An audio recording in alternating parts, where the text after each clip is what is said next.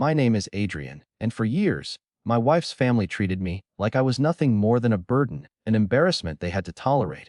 I wasn't born into money. My parents were blue-collar workers who gave me everything they could, but I had to fight for every inch of success on my own. When I met Camille, I thought love would be enough, but from the moment I shook hands with her father, who looked at me like I tracked mud into his penthouse, I should have known what I was up against.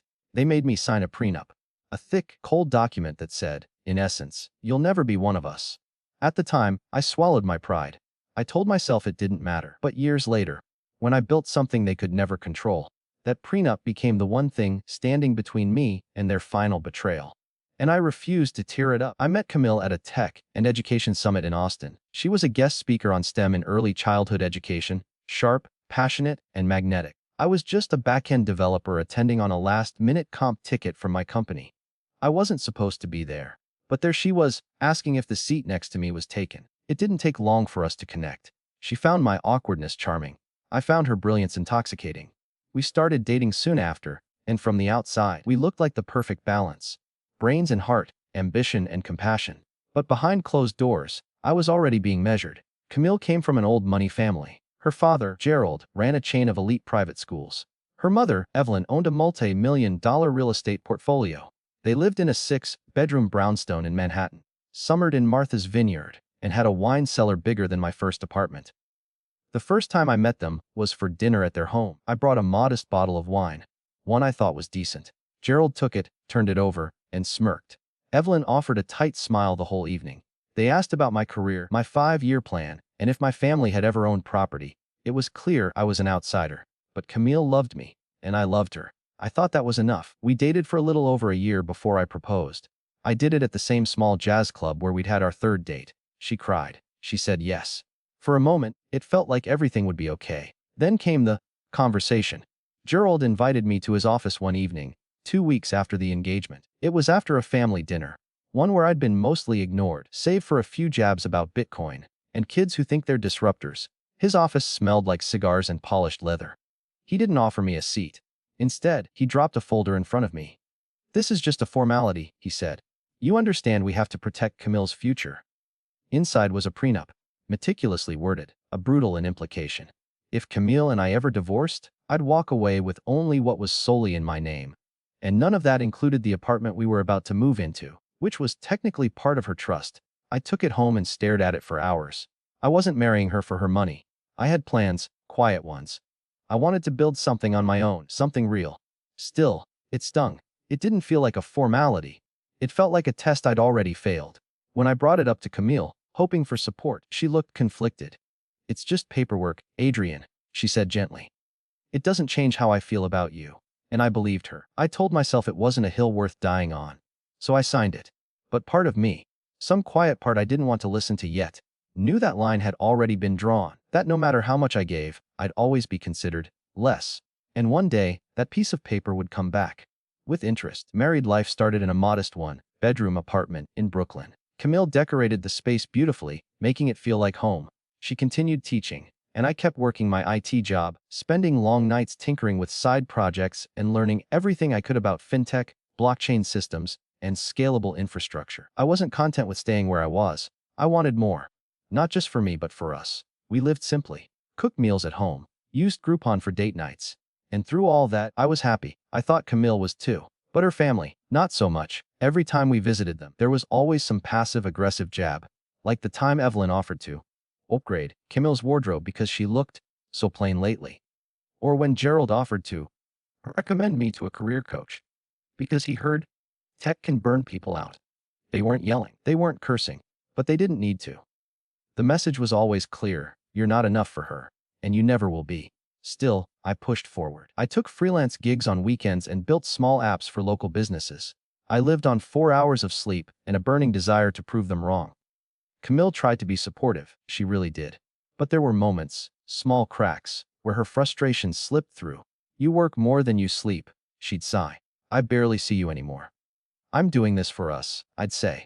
"I didn't marry you for this," she replied once, voice barely above a whisper. And I remember thinking, then why does it feel like you did? Around that time, I started building the foundation for what would become Halcyon Systems, a decentralized financial platform aimed at helping underbanked communities.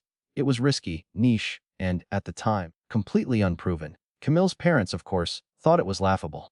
You know, Adrian. Gerald said at one brunch, some men work to build a future, and some just chase ideas that sound good over cocktails. I smiled and kept eating. Because I'd already raised $200,000 in seed funding the week before. But I didn't tell him that. Not yet. You see, I didn't want their validation. I wanted to outgrow their relevance. Over the next 2 years, Halcyon grew slowly but steadily. I worked like a ghost, present but not really there. Camille grew more distant.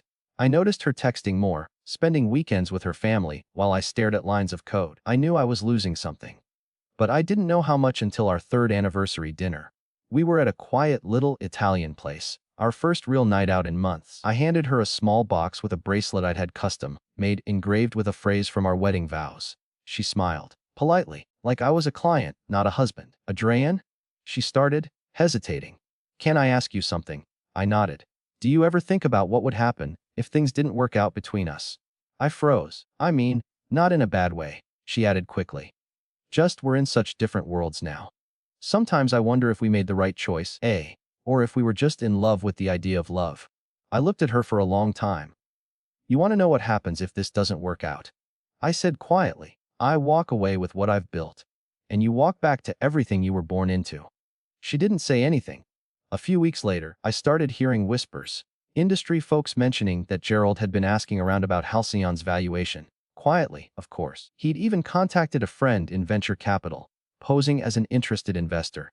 I guess once the fundraising announcements started making noise, I stopped being invisible. I became valuable. When Halcyon closed Series A funding at $12 million, I didn't celebrate. I sat alone in my office, staring at the number on my laptop, knowing it meant something deeper than validation. It meant leverage. It meant I was no longer the man begging for a seat at their table. I own my own damn table now. Still, I didn't tell Camille right away. I wanted to savor the moment privately. For once, I wanted something that belonged only to me, before the world, and her family found a way to twist it. But of course they found out. It started with Gerald calling me out of the blue, his tone almost warm. Adrian, I hear you've made quite the leap, he said.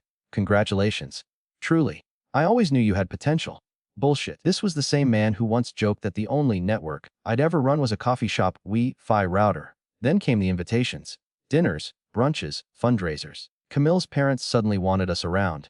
Gerald asked for my opinion on market trends. Evelyn gushed to her friends that her son-in-law was revolutionizing finance. It was all so performative. But I played along.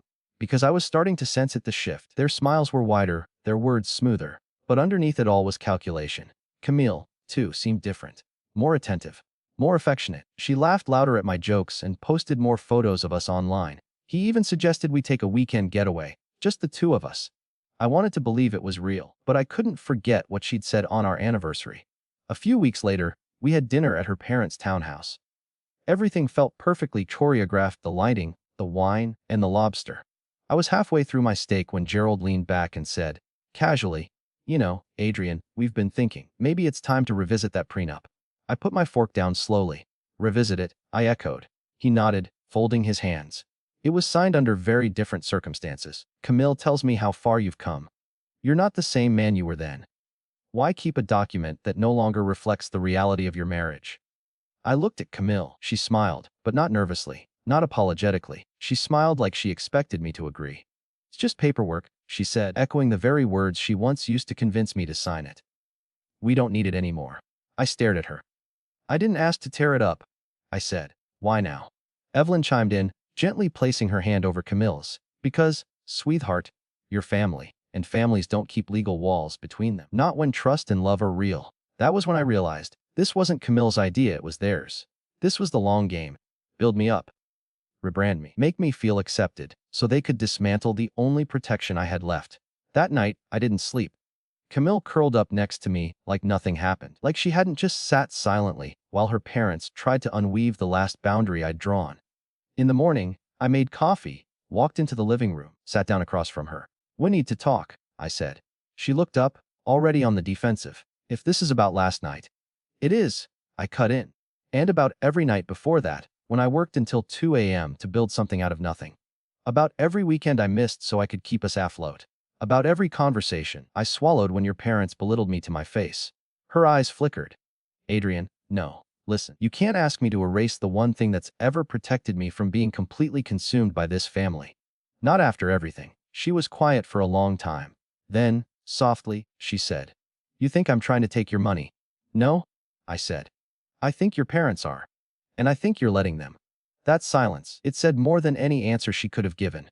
The invitation came in the form of a text from Camille, "Dinner at my parents' this Friday.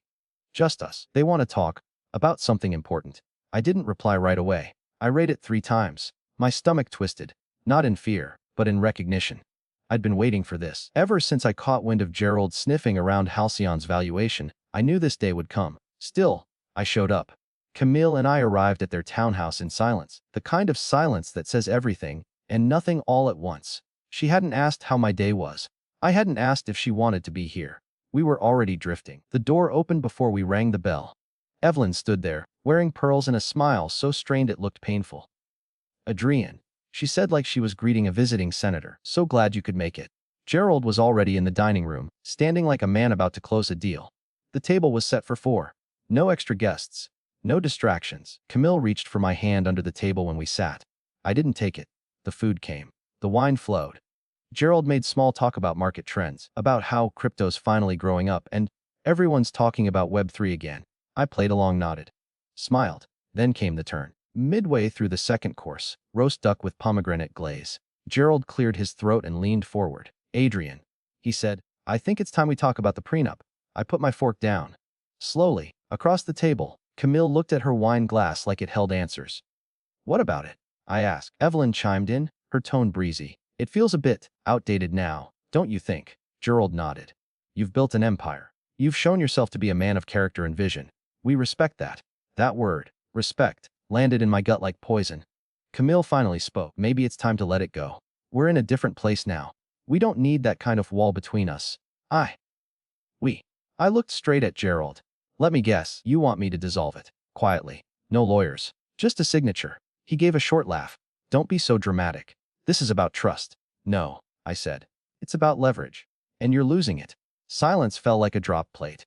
Evelyn sat back. Camille stared at me, wide-eyed.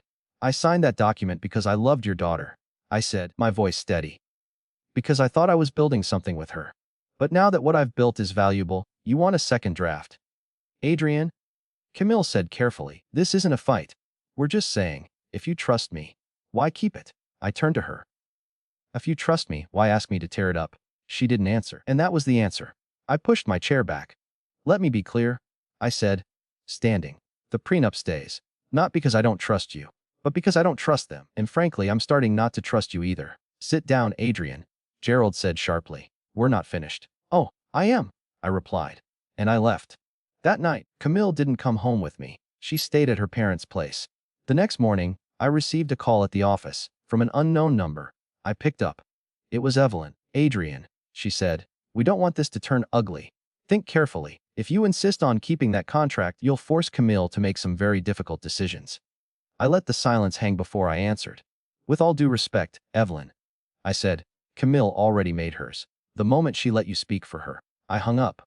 In the weeks that followed, things didn't calm down. They escalated.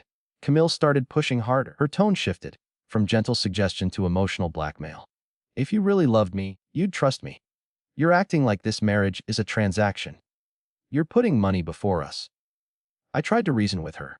I reminded her of the late nights, the debt I'd taken on, and the years of sacrifice. But it didn't matter. She was already gone. Not physically, but gone. The final blow came when I walked into our apartment one Friday evening and found her sitting with their lawyer. Not ours. Theirs. "We're just discussing options," she said quickly. "Nothing is finalized." I didn't say a word. I walked to the bedroom, opened the closet, and started packing. "Adrienne," she shouted. "Where are you going?" "Somewhere I don't have to be monitored, manipulated, or managed. You're throwing away our marriage over a piece of paper." I zipped the suitcase and looked her in the eye. "No. I'm walking away because you just proved that paper is still necessary." I didn't cry. Not that night. Not when I checked into a hotel near the office. Not even when I stared at the blank ceiling and realized my marriage had become a negotiation table, with my life's work being the collateral. Instead, I got to work. The next morning, I called my attorney. "I want to revisit the prenup," I said flatly. There was a pause. "You mean dissolve it?" he asked, surprised. No, I said. I want to reinforce it. He chuckled. Smart move. Over the next few days, I gathered every document, every communication, and every subtle threat they'd ever made. I started tracking suspicious financial activity, transfers from our joint account to an unknown card in Camille's name. She'd claimed they were just for travel, but one of them had been used at a high-end jeweler. Twice. Then came the hotel charges, dinners for two, all at places I'd never been. On all nights she claimed to be staying late at her parents'. I wasn't shocked. I was just done. I didn't confront her. Not yet. I wanted everything airtight first. Meanwhile, the family kept up the charade. Gerald sent an email about future opportunities we could collaborate on. Evelyn invited me to her charity gala for appearances.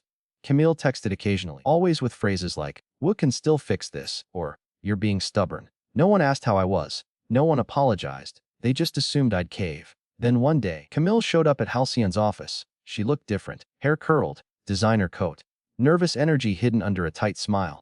"Can we talk?" she asked, standing in my doorway. I nodded slowly and gestured for her to sit. She didn't. "I think we should just put everything behind us," she said, her voice too rehearsed. "Forget the lawyers. Come home. Let's rebuild together." I leaned back in my chair. "Camille," I said, "when you say rebuild, do you mean us or the narrative you're trying to sell your parents?" Her lips parted, but no words came. "I know about the lawyer meetings, the hidden charges, the dinners, the ring." She paled. "You're not even trying to deny it," I added. Tears welled in her eyes. "I felt abandoned, Adrian," she whispered. "You were never there. You loved your company more than me." I nodded. "And you loved your lifestyle more than us." She looked away. I stood up and handed her a large envelope. "What's this?" "Proof," I said. "Off everything. And the formal papers." Her hands trembled. "You're divorcing me." "I'm protecting myself," I said. "Something I should have done years ago." The legal proceedings were swift. Thanks to the prenup they'd once insisted I sign, Camille walked away with nothing. No stake in Halcyon, no claim to my properties, not even spousal support. Her infidelity disqualified her under the morality clause. Gerald and Evelyn tried to intervene. Gerald called my attorney directly. Tried to renegotiate terms. Evelyn sent a long-winded letter claiming I was destroying a good woman out of vengeance. I didn't respond. My lawyer did. Every asset remained locked down. Every attempt to challenge the prenup was dismissed in court. Then the story broke. A mid-level employee at Halcyon had leaked a sanitized version of the ordeal, without naming names, to a popular tech ethics blog. It went viral. The piece didn't focus on betrayal. It focused on boundaries. The founder who refused to erase himself, even for love, became a headline across several sites. I didn't plan it, but I didn't mind it either. And then came the collapse. Turns out, Gerald's empire wasn't as bulletproof as it looked. A bad investment in a failing tech startup had left him scrambling. Evelyn's real estate firm was quietly bleeding money after a commercial tenant defaulted on a dozen leases. They had counted on Camille securing access to my resources. They never expected her to walk away empty-handed. And when she did, the family's fast aid started cracking. Word spread. Their gala invites dried up. Investors pulled out. Suddenly, they were the ones being whispered about. The woman who once sneered at my goodwill suit was now living in the guest room of her parents' shrinking home, wearing last season's apology. And me, I moved forward. Not bitter, not vindictive, just free. It had been 6 months since the divorce was finalized when she showed up at my office. No warning, no appointment. My assistant tried to turn her away, but Camille insisted, said it was urgent. I nearly told her to let security handle it, but curiosity got the better of me. Camille walked in slowly, a shadow of the woman I used to know. Gone was the polished exterior, the crisp confidence, the untouchable aura. Her coat was wrinkled. Her eyes were tired, and for the first time since our anniversary dinner years ago, she looked like someone who had nothing left to sell. "Adrian," she said, her voice trembling. "I made a mistake." I said nothing. She stepped closer. I didn't know what I was doing. I let them get in my head. I let them turn us into this. Still, I said nothing. "I don't want your money," she added quickly. I want to start over, to try again. Without anyone else involved." I stood up, walked to the window. I looked out at the skyline I'd once dreamed about from a cramped apartment, and then I turned to her. "Camille," I said quietly, "you didn't just betray me. You stood by while they tried to erase me. You didn't speak up. You didn't protect what we had.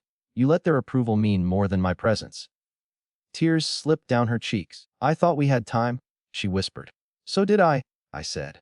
"But time ran out the moment you weaponized trust." Her shoulders sank, and then, like it was rehearsed, she tried one last card. "You'll regret this," she said, eyes hardening. You'll end up alone. I tilted my head. No, I said. I'll end up free. I nodded to the door. She left. And I didn't look back. That was the last time I saw her. Since then, my life hasn't been perfect. But it's been peaceful. And real. And mine. I still get the occasional email from Evelyn, usually guilt-laced, sometimes barbed. I don't reply. Gerald tried to pitch me an investment idea last month through a mutual contact. I declined. And Camille, I heard she tried dating again. But something about starting over with nothing makes people harder to impress. The truth is, I don't hate her. I just don't need her.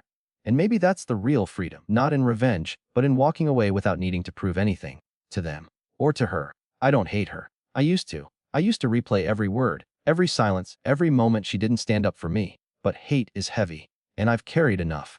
So no, I'm not bitter. I'm not angry anymore. And if she ever asks, I'll tell her the truth. I forgive you. Not because you earned it, but because I've outgrown the version of myself who needed your validation. You made your choice, and I made mine. I'm not looking back. Not because I don't remember, but because I finally love the life I built without you in it. And that's enough.